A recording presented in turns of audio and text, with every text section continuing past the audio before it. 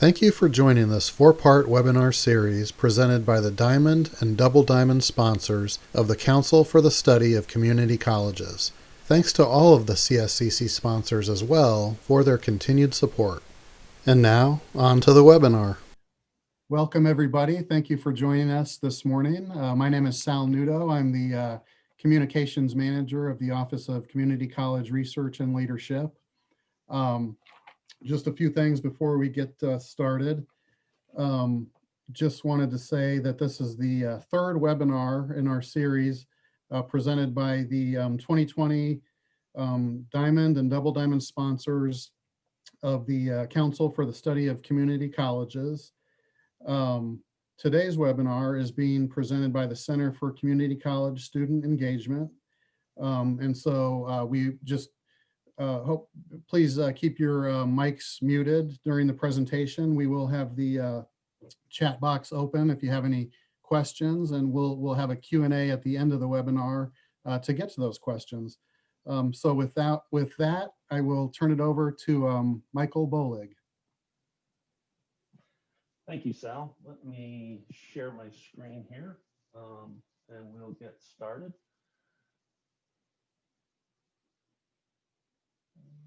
There. Okay, welcome everyone. I'm glad you could join us today. And I want to thank CSCC for hosting this webinar and giving me the opportunity to announce an exciting new program from the Center for Community College Student Engagement.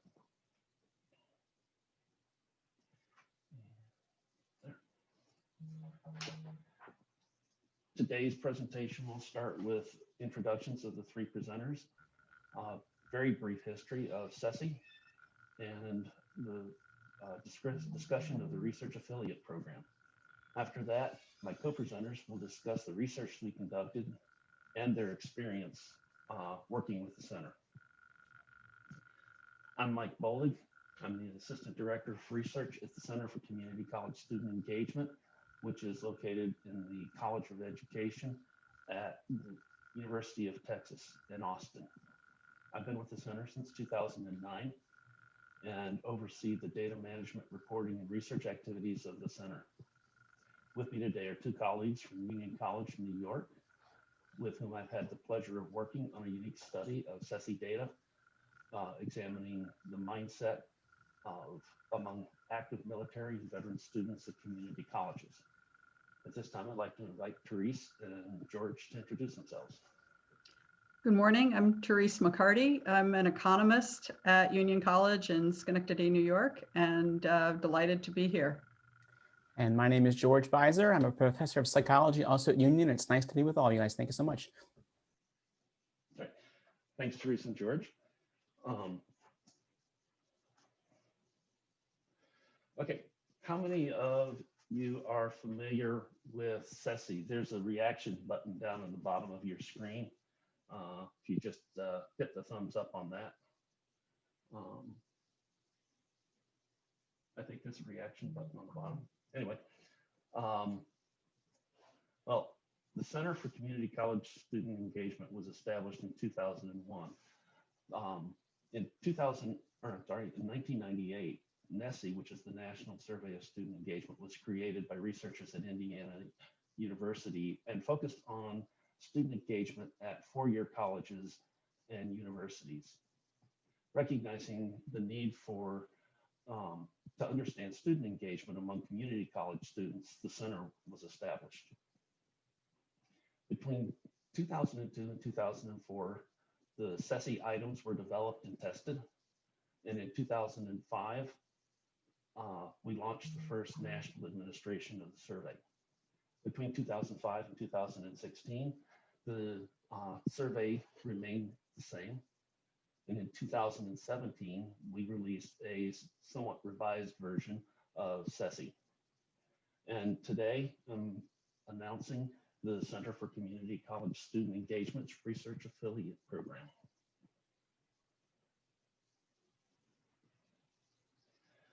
The center has the largest database of community college students, good community college student experience in the country, but the research staff at the center does not have the time to fully explore these data. So to rectify that situation, the center is launching the research affiliate program with the goals of advancing research on community college student experiences by increasing access to the largest data set of its kind and enhancing the visibility of affiliates research on community college students.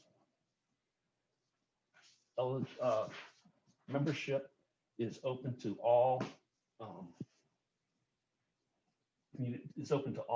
emerging and established researchers with a focus on community college students or community colleges.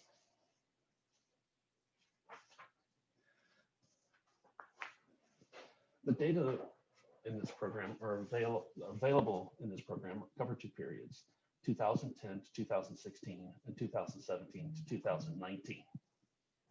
As I mentioned a moment ago, in 2017, the center released a revised version of CCSSE, and we typically do not combine the data from the two versions of the survey.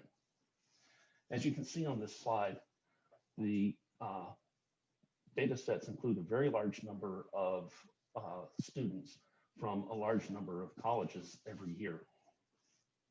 The map on the right shows the distribution of colleges in the 2019 three-year cohort. While Hawaii is not included in this map, Hawaiian community colleges do administer the survey on a regular basis. The scope of the center's of CCSSE coverage is reflected by the number of colleges that participate in administration. Between 2010 and 2019, more than 900 colleges administered CCSSE one or more times. At this point, I'm going to take a moment to describe the typical patterns of administration by colleges. We have a small number of colleges that administer the survey every year, and the majority of colleges administer them every 2 years or every 3 years. And we also have a small number of colleges that administer the survey on a less regular schedule. Because of the different patterns of administration, the center recommends analyzing the survey data as a 3-year cohort. I should note here that given the participation patterns of colleges, that any given 3-year cohort only includes data from colleges once. So for example, if a college participated in 2017 and 2019, only the data from 2019 is included in the cohort data set. There are 3 types of data sets available through the research affiliate program. The first is an exploratory data set, which consists of 30% random sample of the 2019 3-year cohort. It includes all of the variables on the survey with the exception of student ID and the student's major. The second type of data set is a custom data set. Affiliates can request special subsets of the data focusing on subpopulations and/or variables. It includes an 80% random sample of the requested target population. The data sets will be merged with several IPEDS demographic variables, being gender, age, and ethnicity, before we release the data to you. So we'll have some institution level data already merged with the data set. Now, for the first time, the center is allowing external researchers to have access to data from our additional item sets. And this is an option. This is open to the research affiliates. The additional item sets are created to address current topics of interest to community colleges. And the center uses these item sets as the basis for our national reports. So the data from these item sets, will be made available when the center has completed now our analysis and reporting. The final data set is a full access data set. This includes all observations and all variables. And like the custom data set, It is also merged with IPED's demographic data. And affiliates will have access to additional item sets as well. There are possibilities for merging the data with other data sources, such as additional data from IPEDs, and the potential for merging with the other sources like National Student Clearinghouse data, provided the funding is available. Then for access to this level of data, one member of the center research team must be a co-center co-author on publications. Now, the nice feature about these, one of the nicest features of these data sets is that they are available to research affiliates free of charge. And the data sets, access to the data sets do require a data use agreement form, which I will provide upon request. Now, I mentioned earlier that graduate students will have access to these data. The exploratory data set is available to all graduate students interested in community college research, free of charge. And to access that, they just need to contact me. Now, for the other data sets, for the custom data sets and the full access data sets, if graduate students working with an affiliate can't have access to these data, if the graduate student wants to use these data for their own dissertation research, they need to send a request to me and will need to complete a data use agreement form. Now, there are a few expectations for affiliates, and fairly minor. The first, obviously, of course, is following your institutional's IRB process. And you need to agree to comply with the provisions of the center's policy statement on responsible use of center data, which is available at the website cited below. And I'll copy this into the chat shortly. Researchers should submit their research using CCSSE data for publication in a peer-reviewed journal of your choice, and include a statement that acknowledges that the data were used with permission from the center. The data use agreement form also includes suggested reference for the data set.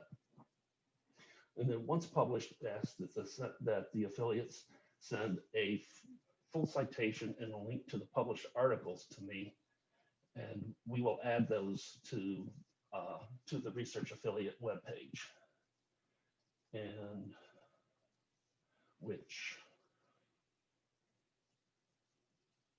is available also at this and I'll website, and I'll also copy this into the chat shortly. The website, if I can get my mouse to work, where is my mouse? There. Too many screens. There. Okay. I hope everybody can see this web page now.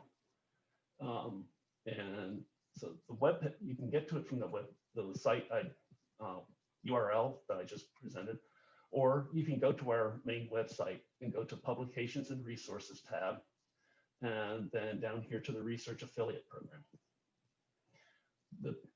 From this page, you can download the full details of the Research Affiliate Program, and I'll also copy the URL for that into the chat box shortly. The samples of the surveys, CCSSE survey, and the standard additional item sets are also available through this link on the website. Now, the research affiliate entries on the website look like this. It includes your name, affiliation, and your email and webpage address, a brief biography of the affiliate, and then citations for publications that they using center data, or conference papers using center data. So back to here. And then anyone interested in becoming a member, please submit your CV and a brief description of your proposed project and research questions to me at my email address there on the screen. We'll have this on the last slide as well. At this time, I want to turn it over to George, who's going to talk about the research of mindset among military and veteran students. Great. Thanks, Mike. So hello, everybody. And again, thanks everyone for being here. Therese and I, well, I'm going to talk about a project that we're working on that's now under review that uses the CCSSE data about learning mindset. So a student's learning mindset can be defined as a set of beliefs that some people hold about their ability to learn and the context in which they learn. Some aspects of learning mindset include the extent to which a student feels a sense of belonging in their institution, the extent to which a student feels that their coursework is relevant and meaningful for their future success outside of college, the extent to which students believe that they can become smarter by being academically challenged, and the extent to which they believe they can reach academic expectations. Lots of research has shown that students with more positive learning mindset interpret setbacks as normal and respond with persistence toward goals. On the other hand, students with less positive learning mindset tend to see setbacks as proof of their own inadequacy, and they withdraw effort. So we used the CCSSE research to assess the interplay between mindset, academic outcome, and military status. So you can see our primary research questions were, do military students have different learning mindset than civilian students? And what's this association between military status, mindset, and academic outcome? In this case, we operationalize that as grade point average. It's in the CCSSE. Self-reported GPAs in the CCSSE. So the data, so I'm a social psychologist, and so we usually run studies on a couple hundred people. When I have a data file of 130,000, it's mind-blowingly exciting. So we have 130,000 plus participants from the 2018 administration. About 1 in 20 of the sample were current or former military service members. All right, Mike, if you'll advance, please. So in the 2018 administration, there happened to be 5 questions assessing a learning mindset. I'll run these over briefly with you. I have good relationships with others at this college. I can become more intelligent by working hard on my studies. I feel welcome and respected at this college. This college is preparing me for what I plan to do in life. And I can learn all the material being presented in my courses this academic term. So you may recall the definition I presented a few moments ago. These are 5 questions that operationalize that concept of learning mindset. As you can see, the Cronbach's alpha is pretty robust, so we collapsed across all 5 of these self-reported items to a composite measure of overall learning mindset. Again, students who have very positive learning mindset on one end of the continuum, through those with moderate and through those with very less positive learning mindset. All right, Mike, if you'll advance, please. Okay, so our primary results were as follows. First, military students showed less positive mindset, but higher academic outcomes. And through a mediational analysis, we find that mindset suppressed the association between military status and grade point average.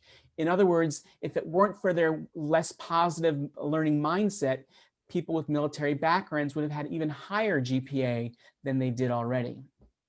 Additional results, we were able to merge the CCSSE data with the IPEDS data and found a positive association between school size and GPA.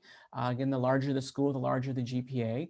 But maybe more pertinent to our scholarship is the negative association between school size and mindset. Students with larger schools tended to have less positive learning mindset. All right, if you'll advance again, Mike, please. And so to conclude, we get there we go. So again, the conclusions we have are several. First, that military students would have higher GPAs were it not for their less positive academic mindset. And this research suggests that interventions to strengthen learning mindset might benefit military students. So it's really great to have these data and to be able to test some hypotheses and show that, again, were it not for their less positive learning mindset, the academic outcomes of military students would have been even stronger. And I'll pass it off to Therese from here. Okay, thank you, George. So now that you've heard Mike talk about the CCSSE data set and George has told you about our project, I'm going to connect the two to talk about the process of working with the CCSSE data. So I'm going to ask your forgiveness in advance that in the process of telling the story about how we use the data, I will necessarily be repeating some of the things that both George and Mike said, but I'll be going into sort of more detail in some places and just talking again about the process. So I'd like to start with a story about how we found CCSSE. It's a story about research being fostered by everyday actions like spending time with friends, reading email that can actually be useful, believe it or not, and taking a moment to help someone out. So a close friend of mine, Anne Fleming Brown, is the chair of the board of trustees at the Schenectady County Community College when she's not doing her day job as director of admissions at Union. So Anne and I were out for lunch last year, and she asked me about my research project. And at that point, I knew that I was interested in veterans' learning mindset, but we were on a different trajectory for the project. I did know that community colleges were the schools of choice for many veterans, but I was unaware of CCSSE and had no thought of using data from community colleges. So I didn't see my project as being connected with Anne's experience in the community college world at all. About a week later, Anne took a moment out of her day to forward me an email she had received from CCSSE about a new CCSSE research report on the 2018 administration of the CCSSE survey. As George just described, that year, the additional item set questions were on learning or academic mindset. Anne said in her forwarded email, "Is this what you're studying?" I said, "Yes, thank you." So reading that report that CCSSE had distributed to people in the community college community and exploring their website, I quickly saw that the data set was much larger in scope than anything we had seen in the literature on veterans and learning mindset. Most studies in the literature, as George mentioned, use surveys conducted at one institution or a very small number of institutions, generating samples typically of no more than a couple hundred responses at the most. The largest sample that we saw in the literature is a University of California survey of about 80,000 students. This CCSSE sample, however, of course, is nationwide rather than being confined to one state and provided for us about 130,000 observations. Fortunately, the survey instrument itself is on CCSSE's website, and I recommend that to you as something to look at as you're considering whether or not to use CCSSE. In other words, you can see the actual survey and the questions. So I was quickly able to determine first that the academic mindset questions were indeed what we needed, and second, that the CCSSE survey asks students whether or not they are military connected, that is, whether they are a veteran or an active member of the U.S. Armed Forces. So obviously we need that piece of information, and we are, needless to say, very grateful to CCSSE for asking that question in their survey. So I contacted CCSSE's research department to ask if it's possible for external researchers to work with the individual record data. I was directed to Mike, who gave me the good news that it is possible for external researchers to work with the data with the various provisions that he has described for you.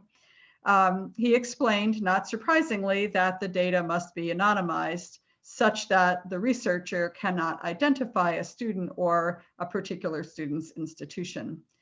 To maintain this confidentiality, students at schools with very small samples or in states with very few schools are excluded, but we lost only a small percentage of the sample in this way.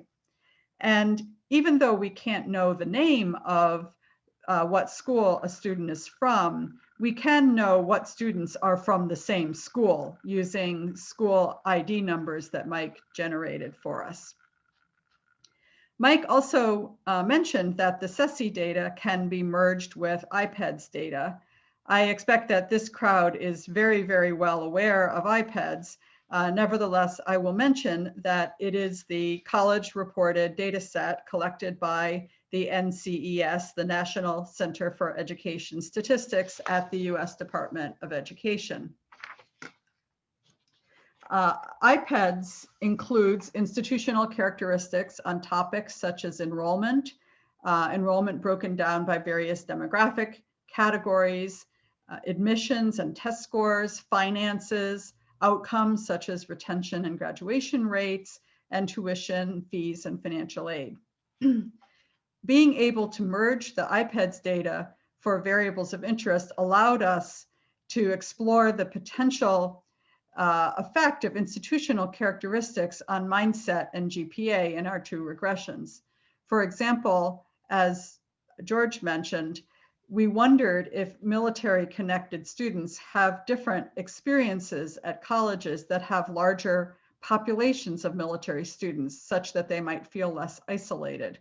We were also able to test whether or not the size of school affects mindset or GPA. In other words, we were able to control for school-specific effects. It could also be possible, though we did not pursue this, to control for state-specific effects.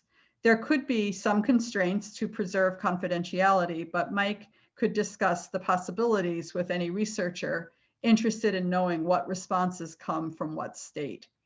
It would therefore be possible to study the effects of state-level policies on student experience, which could be quite interesting. Let's see, could I have the next slide, Mike? Thank you. So next, I'd like to talk about the types of questions in CCSSE. First, keep in mind that it is a student survey. There are no administratively reported data in the data set. All responses are self-reported by students. So focus on the word engagement in the CCSSE name, Community College Survey of Student Engagement. The survey asks many questions about how students engage, about how they use their time, about how they interact with other students and with faculty, about what kinds of courses they take, about out-of-class learning experiences and extracurricular activities, about their goals, and about their demographic characteristics. Since our study used the demographic information heavily, I'd like to talk a bit more about that. There's a lot of detail in the demographic information. For example, the race and ethnicity descriptor has 9 categories. Because there are so many observations in the data set, we had way more than enough degrees of freedom in our regressions to use all of the categories in the race and ethnicity variable. So we didn't lose any information by having to combine race and ethnicity categories. And I'll take the next slide, please, Mike. So I want to end with a few examples of specific questions, just to give you a feel for the types of questions asked. Keep in mind that there are many questions. The code book is 24 pages long. This slide just shows 3 of them. These are chosen to give you a sense of the level of detailed specificity in the available questions. So just reading from the slide, in your experiences at this college in the current academic year, how often have you taught or tutored other students? How often have you discussed grades or assignments with an instructor? And how often have you had serious conversations with students who differ from you? So in short, this is a uniquely rich data set on community college student experience. Mike and his colleagues at CCSSE are enthusiastic and skillful partners, and we've had a terrific experience. So I'm thrilled to be here to be able to highly recommend that you take a look at what CCSSE has to offer. Thank you.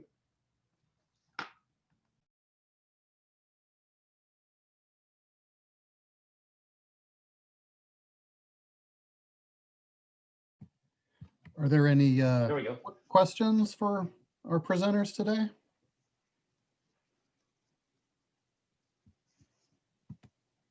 Either verbally or through the chat?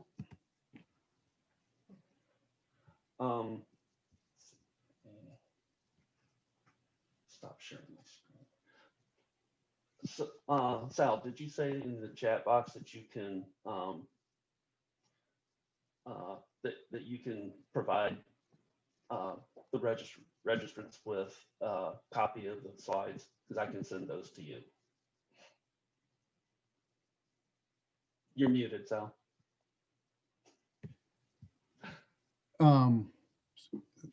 I'm sorry, can you repeat that? Sure. I think in chat you said that you might be able to provide the slides to the people who've joined today. When she asked me that, I thought she meant the slides that I guess I would need you all to provide those slides to the. Okay, yeah, you can. I'll be happy to provide the slides to anyone who wants them. Just send me an email at my email address is here, bolig@ccsE.org, CCCSE.org, and I'll be glad to share those slides with you. Thank you. Mm-hmm.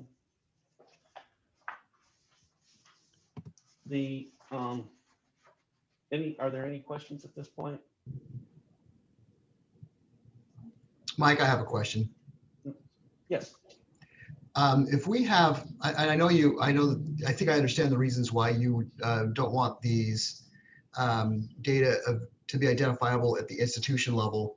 However, if we have institution level data that we would like to pair with the student level data, is there a procedure to be able to do something like that? Yes. Are you talking about institution level data itself, or? Well, yeah. So, for example, level data? Well, you all have the student level data, and we Right. have some institution level data on on student transition support programs, and so Okay. it would be really interesting, I think, and I can imagine any number of studies that could be done where we could do multi-level models with the students at specific institutions and the array of supports that are offered to them, and so that's what I'm curious to know if there's a process where we can match those data. Sure. The center staff will do merging with other data sources as long as the research affiliates can provide the data to us. And then once the data have been merged, we'll release the data set to you after we've de-identified it again. Thank you. Okay. You're welcome. Let me take a moment to also say that I mentioned the first data set that I talked about was the exploratory data set, and any graduate student wanting to use these data for their dissertation are welcome to contact me, and I'll provide information and a data use agreement form for them. So if you have graduate students who are interested in using these data, just have them contact me. And also, if you're teaching methods classes, I can make this data set available to you for as a classroom data set for teaching purposes as well. I designed the data sets to be able to accommodate hierarchical modeling or multi-level modeling. So if you're teaching advanced statistics and want to use real data, the exploratory data set is available, and that has over 103,000 observations in it, and I think it was 50, forget offhand,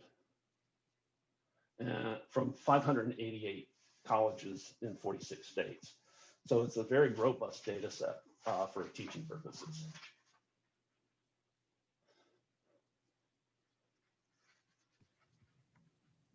Let's see, look at the. I see there's some questions in the chat, if those are worth going over. Yeah, Marisa, you had one I saw in the chat about race ethnicity. Yeah, so I see that question about what are the specific race and ethnicity categories, and also I think essentially the same question for gender. I believe that the categories are all listed in the, let's see, they're certainly in the code book. Mike, are they in the survey that's online, right? The survey instrument that's online? Yes. Yes. So. Yes. For the 2017 revised version, The race ethnicity categories are American Indian or Alaska Native, Asian, Black or African American, Hispanic or Latino, Native Hawaiian, Pacific Islander, non-Native Hawaiian, white, other, and I prefer not to respond. In the for gender, we ask, we have the categories of man, woman, other, and I prefer not to respond.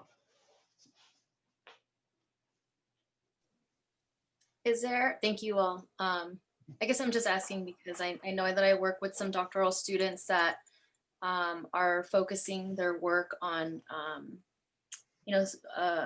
folks that identify as being, and I know gender is different than sexual orientation, but are looking at the intersections of identities based off race, gender, and sexual orientation. So I just wanted to get a sense of whether the CCSSE data set would be helpful for their research. Unfortunately, in this version, we don't have that detail of data. We don't ask for sexual identity. Hopefully, when we revise surveys in the future, we'll add those, but it'll be a few years before we can revise the survey again. So at this point, the data set would not be useful to help with that specific type of analysis. Okay, thank you. Hi, Mike. Sarah Rodriguez. I have a question. Well, I have two questions for you.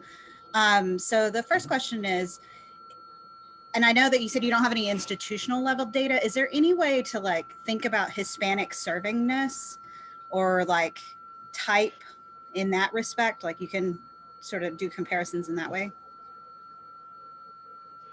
Yes, you can. I can add a flag to the data set that identifies institutions as Hispanic serving, or you can verify that yourself if you want to. I believe it's 25% Hispanic students enrolled at the institution. So I can add that to the data set, or you can actually calculate it yourself if it's not on the data set. If you forget to ask for it, there's the Hispanic category in the race ethnicity.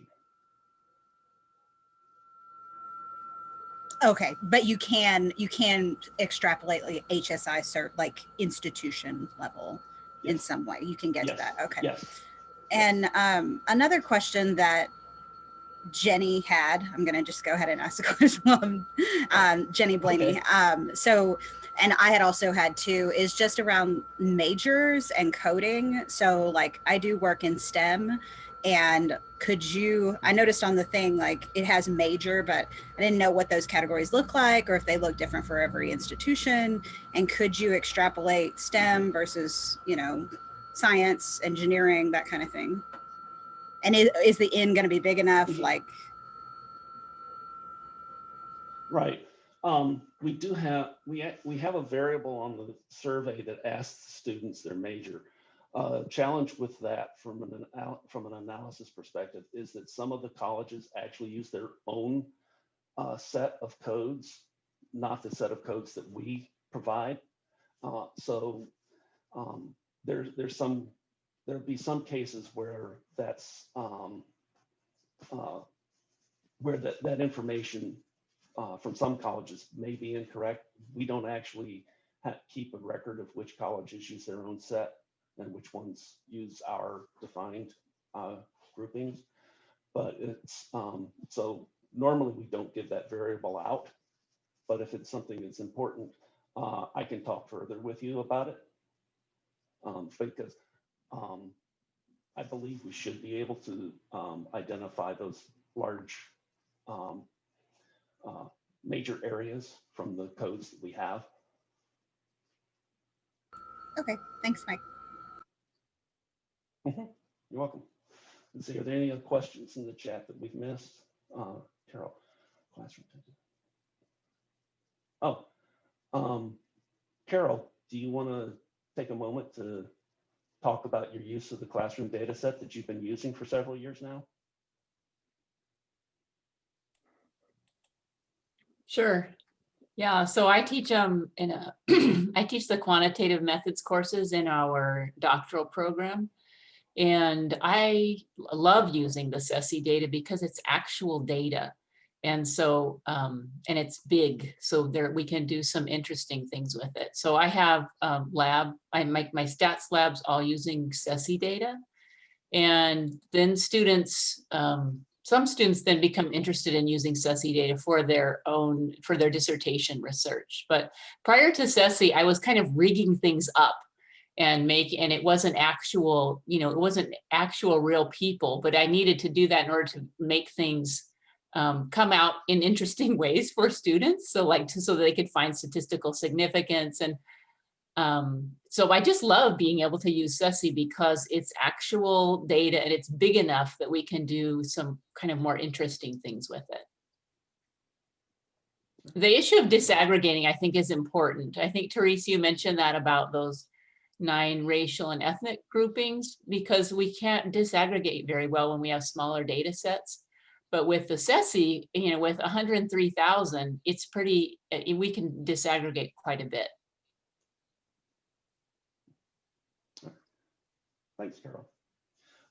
I do want to, in the data sets I said that are available, I mentioned up through 2019. The 2020 CCSSE data collection, as you probably, CCSSE is administered in the spring. So as you can imagine, the administration this past spring was not exactly robust because a lot of colleges, the survey has been paper and pencil administration for years. We're just now starting to do online administration, and this change was forced on us by at this point in time by COVID. And so most of the colleges that would have administered in 2020 were not able to because they didn't have face-to-face classes. So there's no data, there will be no data from 2020 available. CCSSE 2021, we have some colleges that are doing online survey and some that are that have signed up to do the paper survey. Those data will likely be available in 2022 because we collect those data. That would be the first time we make those data available, is beginning of 2022. See, Carlton mentioned new race ethnicity module. Yes, the center is developing a race and ethnicity module that's a standalone survey. And excuse me, we're pilot testing that this semester, this coming spring. It's an online only survey. But and as Carlton mentions there, we are collecting detailed race, ethnicity, gender identity, and sexual orientation questions. Because this is a pilot survey, we're not releasing those data at this point. We also don't know how many colleges are going to administer that survey at this point. We won't know that until really the beginning of January. But that is something that may be available in the future.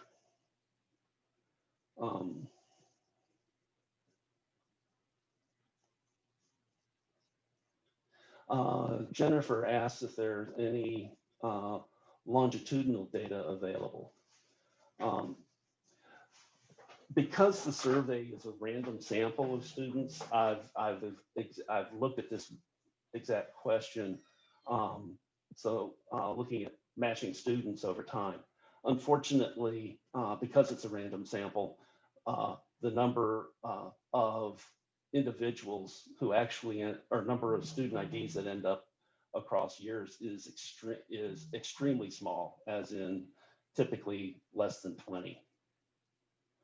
So a longitudinal analysis of individual level data is not possible.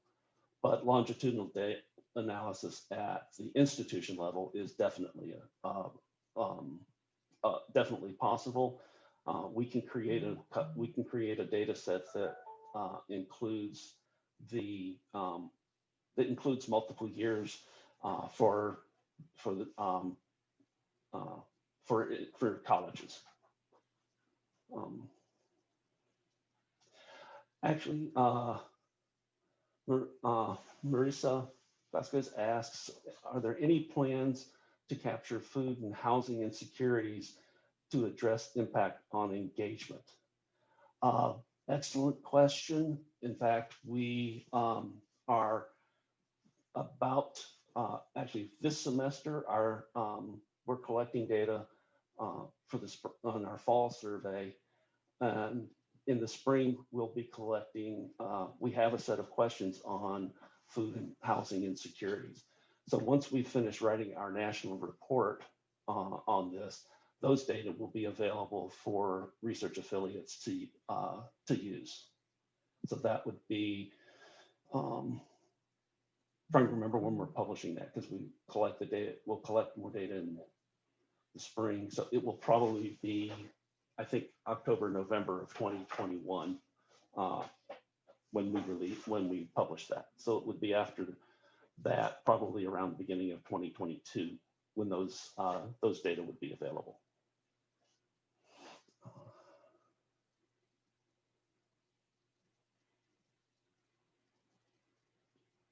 That's question 23.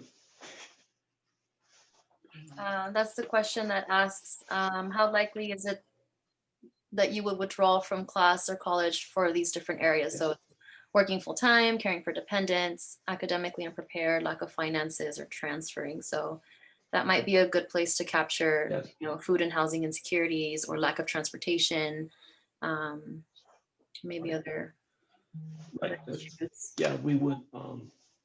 Yeah, that would be. We do ask those questions on the additional item set that we're running at this point. It's because our survey is still partially dependent on colleges that administer paper and pencil surveys.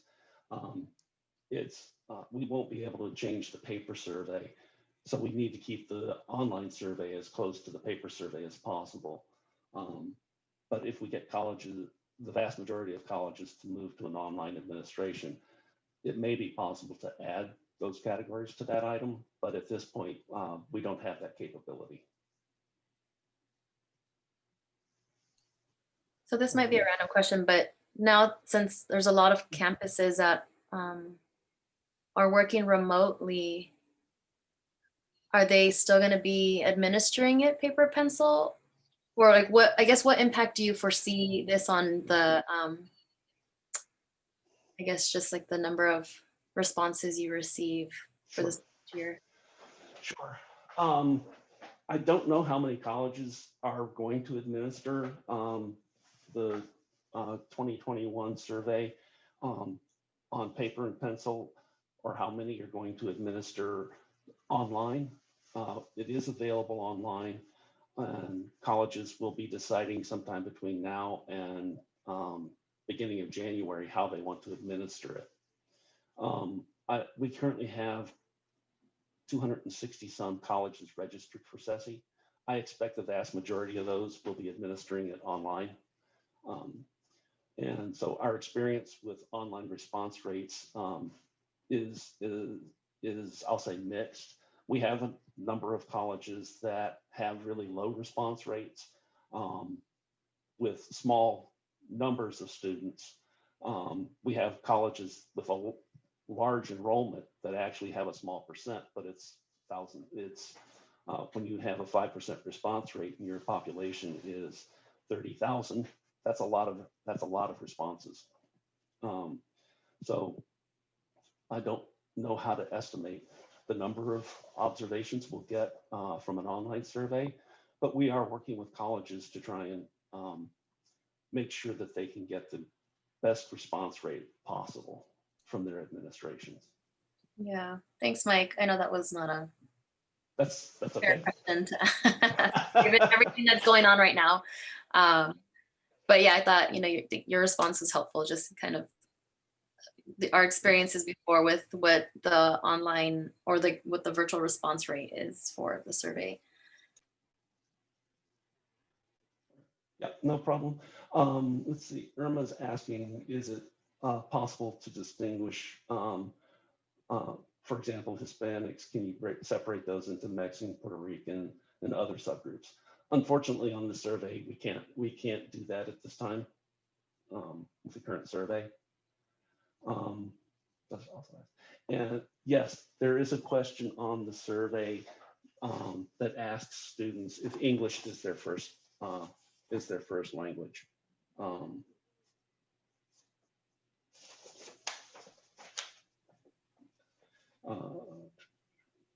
Yeah, that is the wording on it. Is English your first language? It's a yes/no question. So we do have a way to classify students as yes, English is a second language students. We also have the capability to identify students as first generation or not first generation. We ask students about their parents' education, level of education, and asking if the student's parents have had at least some college, so we can classify students as first generation or not first generation. The survey also asks students if they've taken developmental education courses, and if they answer that yes, we can classify them as developmental or not developmental as well. With the changes to co-requisite education, I'm not sure, I haven't had the time to study this to see if there's an impact on the number of students who answer that they're taking developmental education. If they're in a co-requisite course at one level, yes, they are taking developmental course. But the question is, do the students realize that they're actually taking a developmental course in conjunction with their college level course? And I assume that you can't break it down by Dev Ed Math versus anything else, right? Yes, we can. Oh, you Yes. can. We Okay. ask about developmental math, developmental reading, and developmental writing. Okay, all three separate. Okay, So you can distinguish by those courses. nice. What about capturing, and I know I don't think this is on the survey, but I think just in thinking about future iterations of it, capturing, students' experiences with mental health and mental wellness, especially as we move forward, with the pandemic, and we know that there's been such a big increase of students experiencing anxiety, depression. That I would assume that has an impact on engagement, but that's just a thought out there. Yes, we have a COVID-19 items. Let's see, my colleague Colleen Bullock is here. Colleen, do you remember which items we have on the CCSSE survey for this coming spring? I think from what I'm seeing, there's a question that says, does the college have support services to help with cope with stress related to? Yes. Kind of just a yes, no answer. So, I guess it's, yeah, it's with our being limited by our paper survey and the number of items available to add to it. Unfortunately, we don't collect the data as in as great a detail as we would like to. Yeah. That's why we're hoping that more colleges will go to an online administration so that we can actually delve more deeply into some of these questions.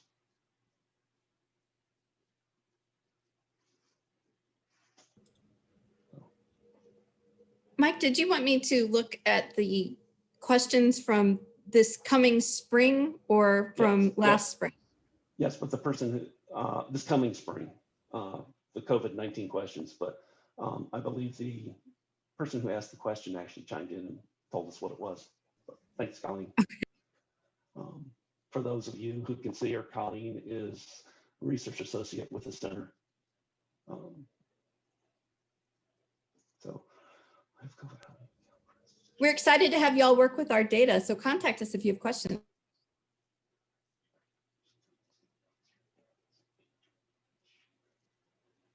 Let's see, Brett is asking, in light of COVID, how will you account for institutional differences in degree in which students can demonstrate campus engagement this year? I imagine there's greater variation this year.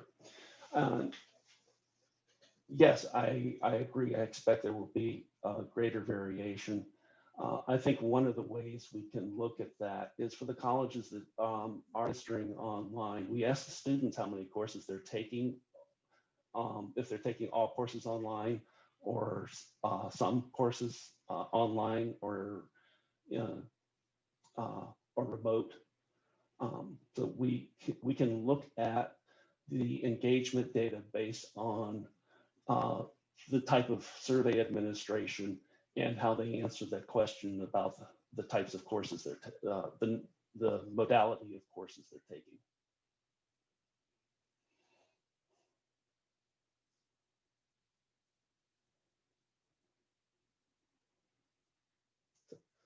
We're getting close to the end. There's time for another question.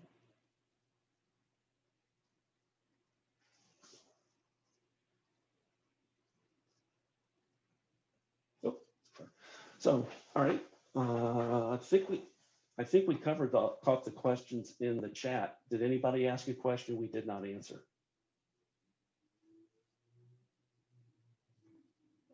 All right. Well, thank you for attending. And my email address is on the screen here. And please feel free to reach out to me with any questions you have. And I'd be glad to talk with you further about the possibilities of how CCSSE can help you answer your research questions. Yeah, thank you for all the attendees for attending, and thanks to the Center for Community College Student Engagement. This webinar will be on the Council for the Study of Community Colleges website, the CCSSE website, and you can also go there to see there's the final webinar in this series, December 9th, sponsored by Iowa State University, identifying current research needs for and about rural community colleges. So we hope you'll join that webinar as well. Thank you, everybody. Thank you. Bye. Bye. Thank you for joining the CSCC virtual webinar series. Please visit our website at cscconline.education.illinois.edu to learn more about the Council for the Study of Community Colleges and to register for upcoming webinars in this series.